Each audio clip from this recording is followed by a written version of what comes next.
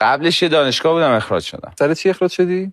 یکی از دوستامو دیدم بعد از مدت‌ها، نمیدونستم اصلا تو اون دانشگاه است. خانم یا آقا؟ خانم بود. آها. بعد از دور دیدمشون، خیلی هیجان زده شدیم جفتمون که بعد از سالها اینجا هم دیگر دیدیم.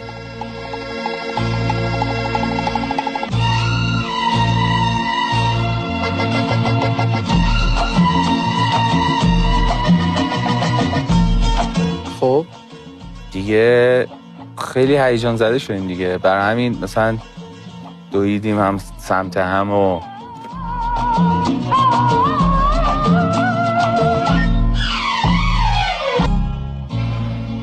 حراست خوشش نیامد. از اینکه دویدید سمت هم؟ نه دیگه، خب رسیدیم به هم یه جایی.